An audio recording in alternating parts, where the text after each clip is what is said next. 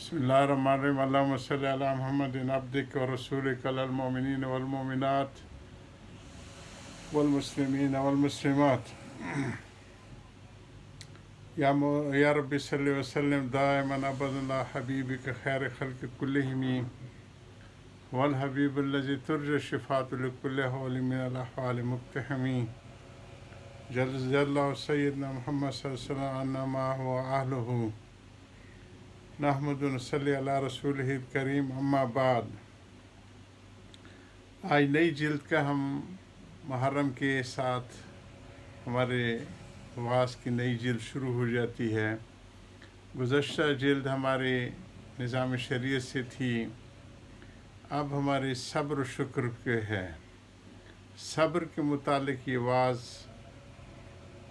24 شوال 1331 یعنی 100 سال پہلے قریب کو جامع مسجد تھانہ بھون میں کھڑے ہو کر بیان فرمایا، جو 2.5 گھنٹے میں ختم ہوا۔ مولانا محمد عبداللہ صاحب نے کلمات کیا، حاضرین کی تعداد 100 تھی۔ یہ حضرات بھی بڑے کمال کے تھے کہ وسائل نہ ہونے کے باوجود صحابہ کرام رضوان اللہ علیہم اجمعین کی طرز پہ انہوں نے اپنے اکابرین کے سارے اقوال افعال جو لوگ موجود تھے ان کی اور کیفیات سارے انہوں نے قلم بند کیے، اور وہ امت کے لیے رشد و ہدایت کا رہتی دنیا تک سامان رہیں گے۔ خطبہ مسنونہ کے بعد حضرت نے یہ آیت تلاوت فرمائی، اعوذ باللہ من الشیطان الرجیم، بسم اللہ الرحمن الرحیم، والصابرین فی البأساء والضراء وحین الباس اولئک الذین صدقوا واولئک هم المتقون۔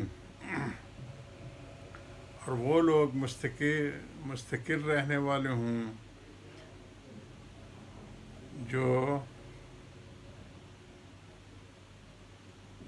جو سچے کمال کے ساتھ موصوف ہیں،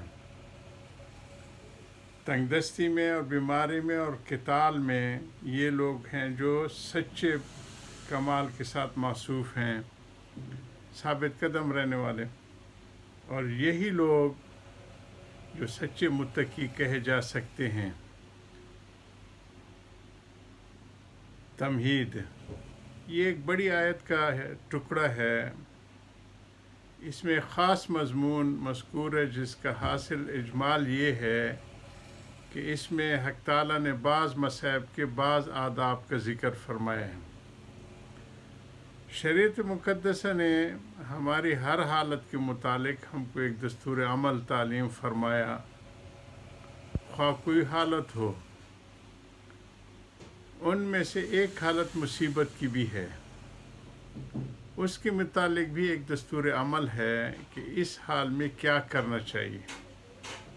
یہ حاصل اس مضمون کا وجہ اس بیان کی یہ ہے کہ اس وقت ہم لوگ 2 حالتوں میں مبتلا ہیں۔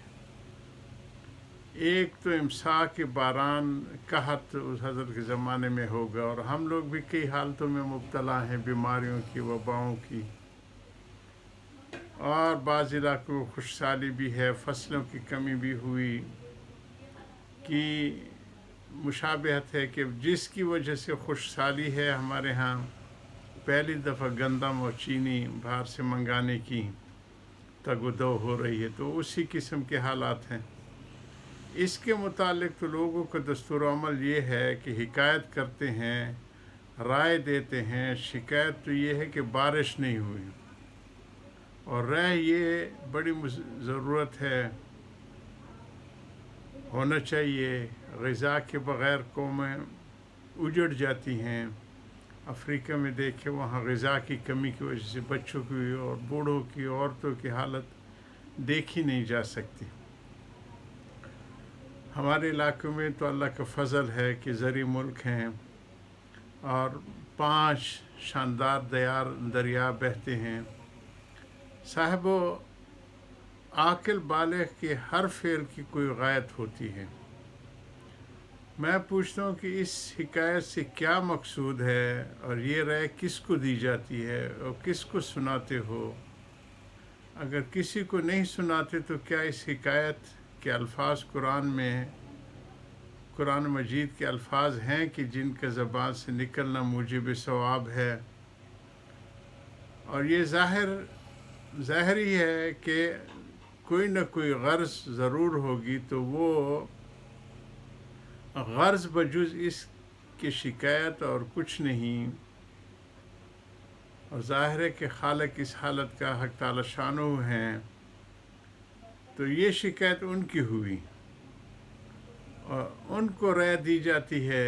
ادھر یہ مقدمہ بھی مسلم ہے کہ کسی امر کی شکایت اس کے نامناسب ہونے اور اس کے مباشر کے نامناسب فعل کے مرتکب کہنے کو مستلزم ہے، کہ لازم آتا ہے کہ جو کام کر رہا ہے معاذ اللہ اس کی شکایت کی جائے۔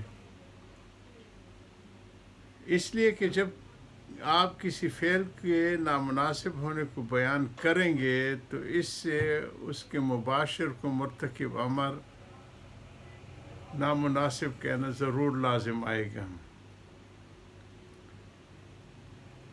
یہ وہ بات ہے کہ اگر قصداً اور عمداً ہو تو کفر ہے، معاذ اللہ پاک پہ شکایت شروع کر دے تو کفر ہے،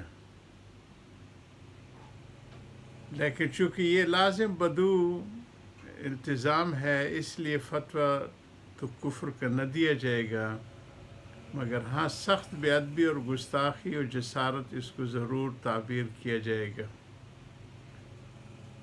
کہ اللہ کا ہر کام ہے۔ میں دوستوں سے کہتا رہتا ہوں کہ وہ حاکم بھی ہے، حکیم بھی ہیں، کوئی کام اس کے حکمت سے خالی نہیں ہے، یا پھر اس کی کوئی حکومت کا تقاضا ہوتا ہے۔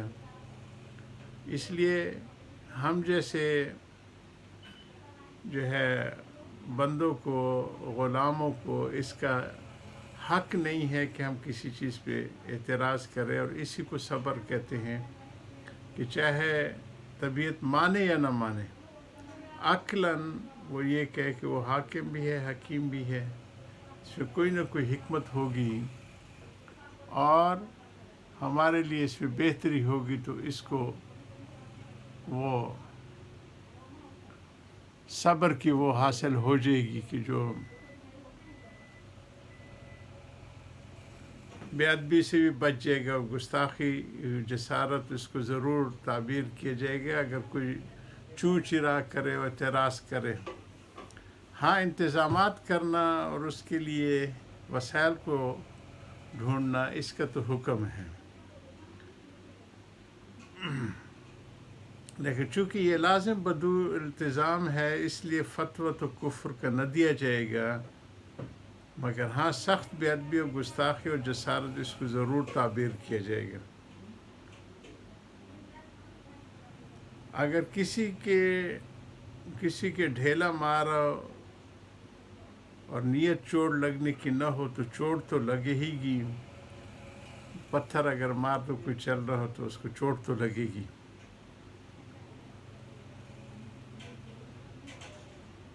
خواہ نیت ہو یا نہ ہو، بس وہ امور جن کی وجہ گستاخی اور بے ادبی ہو، ماہیت تو ان کی حقیقت میں جرم ہی ہے۔ اللہ سبحانہ تعالیٰ ذات اقدس کی شکایت کرنا یہ جرم ہی ہے۔ اشک ذوف کہتے کہ میں تو اپنی